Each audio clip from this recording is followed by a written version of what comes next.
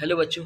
तो आज हम कक्षा 12 की बायोलॉजी का एक नया टॉपिक पढ़ेंगे। अध्याय 1 चल रहा था। अध्याय 1 में हमने परागण की परिभाषा देख ली थी। फिर परागण के प्रकार देखे थे कि परागण 2 प्रकार का होता है, स्वपरागण और परपरागण, जिसे हम इंग्लिश में सेल्फ पॉलिनेशन और क्रॉस पॉलिनेशन कहते हैं। सेल्फ पॉलिनेशन को हम ऑटोगैमी भी कहते हैं और क्रॉस पॉलिनेशन को जीनोगैमी भी कहते हैं। इसके बाद फिर हमने स्वपरागण या सेल्फ पॉलिनेशन की डेफिनेशन देखी।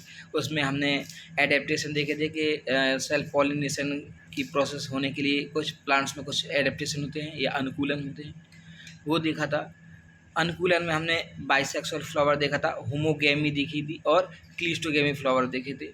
इसके बाद हमने सेल्फ पॉलिनेशन के लाभ या एडवांटेज देखे थे। फिर हमने सेल्फ पॉलिनेशन से हानि अर्थात डिसएडवांटेज पढ़ा था। इसके बाद फिर हमने क्रॉस पॉलिनेशन पढ़ा था, जिसको हम जीनोगेमी भी कहते हैं। इसमें इसकी हमने डेफिनेशन पढ़ी थी। डेफिनेशन के बाद हमने देखा था कि पॉलिनेशन के कौन कौन से फैक्टर होते हैं। तो यहाँ पे 2 फैक्टर मिले थे, एक तो बायोटिक फैक्टर, दूसरा अबायोटिक फैक्टर या जैविक कारक, अजैविक कारक।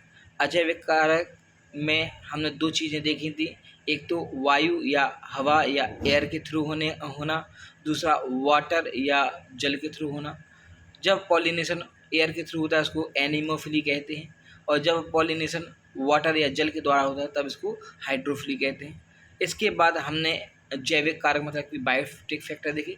बायोटिक फैक्टर में हमने एनिमल्स के थ्रू पॉलिनेशन देखा, ह्यूमन के थ्रू, इंसेक्ट के थ्रू देखा, और इन अलग अलग पॉलिनेशन के अलग अलग हमने टर्म देखे।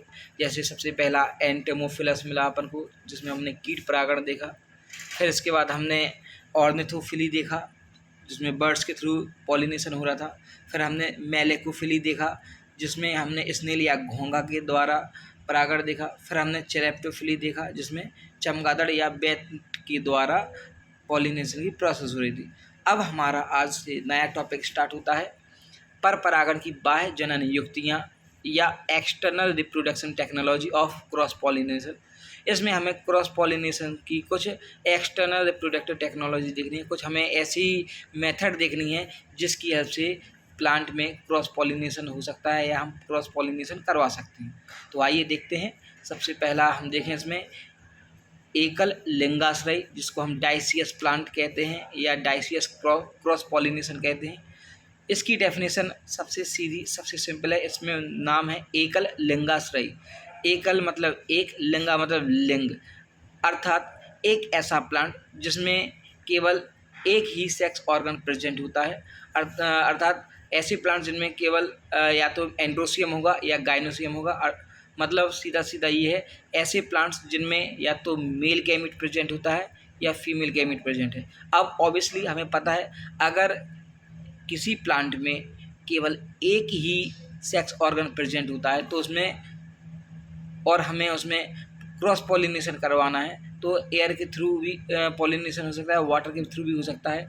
तो ओवरऑल अगर प्लांट में डाइसियस प्लांट है और उसमें अगर हम क्रॉस पॉलिनेशन करते हैं तो उसे क्या कहते हैं, डाइसियस पॉलिनेशन कहते हैं। क्या कहते हैं, डाइसियस। फिर इसके बाद हमने देखा दूसरा भिन्न काल पक्वता, जिसको हम हेटेरोगेमी कहते हैं। इसका जस्ट अपोजिट हमने कहाँ पे पढ़ा था, हमने सेल्फ पॉलिनेशन में पढ़ा था समकाल पक्वता। उसी के समकाल पक्वता में हमने देखा था कि एक ही टाइम पर मेल गैमेट और फीमेल गैमेट दोनों को मैच्योर होना पड़ेगा, तब जाकर उनमें सेल्फ पॉलिनेशन होगा। यहाँ पे सेम डिफरेंट टर्म है, अपोजिट टर्म मिलता है, भिन्न काल पक्वता। भिन्न काल पक्वता में वर्ड एक भिन्न है, दूसरा काल है, एक पक्वता है। भिन्न मतलब डिफरेंट, अलग अलग टाइम, काल माने समय मतलब अलग अलग समय में, पक्वता मतलब मैच्योर होना। मतलब जब प्लांट के मेल और फीमेल गैमेट दोनों में अगर मैच्योरिटी डिफरेंट टाइम पे होती है, मेल हो सकता है मेल पहले मैच्योर हो जाए, फीमेल बाद में मैच्योर हो सकता है, फीमेल पहले मैच्योर हो जाए, मेल बाद में। अगर ओवरऑल किसी प्लांट में दोनों अलग अलग टाइम पे मैच्योर होते हैं या परिपक्व होते हैं तो उनमें सेल्फ पॉलिनेशन नहीं होगा, और उसमें जो होगा वो क्या होगा, क्रॉस पॉलिनेशन। तो ये भी एक मेथड है जिसमें क्रॉस पॉलिनेशन हो सकता है। अब यहाँ पे 2 कंडीशन मिलती हैं। जो हेटेरोगेमी जो प्लांट होते हैं उसमें एक कंडीशन होती है डाइकोगेमी। डाइकोगेमी में एक वर्ड आता है स्त्री पूर्वता, जिसको फेमिनिटी कहते हैं। मतलब यहाँ पे प्रोसीदा मतलब ये है कि अगर फीमेल पहले मैच्योर होती है, अगर किसी प्लांट में फीमेल पहले मैच्योर होती है तो उसको फेमिनिटी या स्त्री पूर्वता कहते हैं। नाम ही इसका है स्त्री पूर्वता। स्त्री माने फीमेल गैमिट और पूर्वता माने पहले, मतलब यहाँ पे फीमेल गैमिट पहले ही मैच्योर हो जाएगा।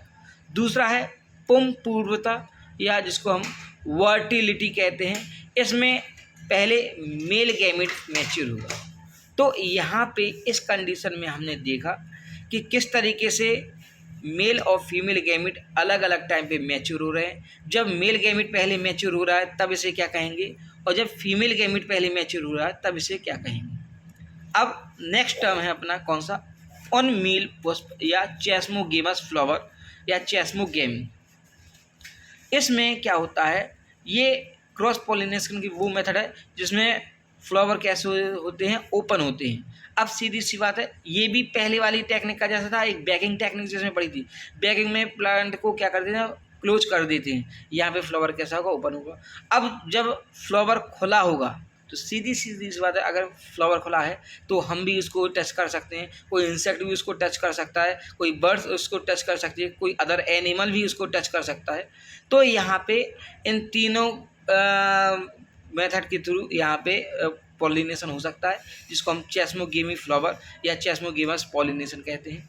यहाँ पे कुछ टर्म दिया है, कॉमेलेना जिसे हम कनकौआ कहते हैं, वायोला जिसको हम पेनिसी कहते हैं, और ऑक्सेलिस जिसे हम खट्टी बूटी कहते हैं। ये तीनों के तीनों प्लांट ऐसे प्लांट्स होते हैं जिनमें दोनों टाइप के फ्लावर मिलते हैं। कैसे मिलते हैं, दोनों टाइप के, अर्थात यहाँ पे फ्लावर कैसे होंगे, ओपन भी होंगे और क्लोज भी होंगे। कैसे होंगे, ओपन भी होंगे और क्लोज भी होंगे।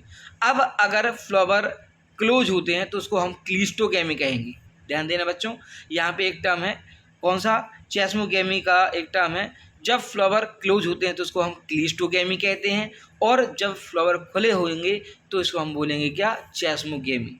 ध्यान देना बच्चों, ये बहुत ही इंपॉर्टेंट टर्म है, 2 नंबर का क्वेश्चन बन सकता है इस पर, क्लिस्टोगेमी और चेस्मोगेमी। क्लिस्टोगेमी में जो पॉलिनेशन होता है उसमें क्रॉस पॉलिनेशन होगा, कब, जब क्या होते हैं ये फ्लावर कैसे होंगे, क्लोज होंगे। और चेस्मोगेमी में कैसा होता है, फ्लावर कैसा होता है, ओपन हो जाता है। कैसा होता है, ओपन होता है।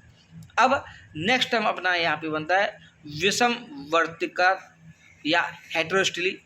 हेटेरोस्टिली में आएगा यहाँ पे अपोजिट सिस्टम।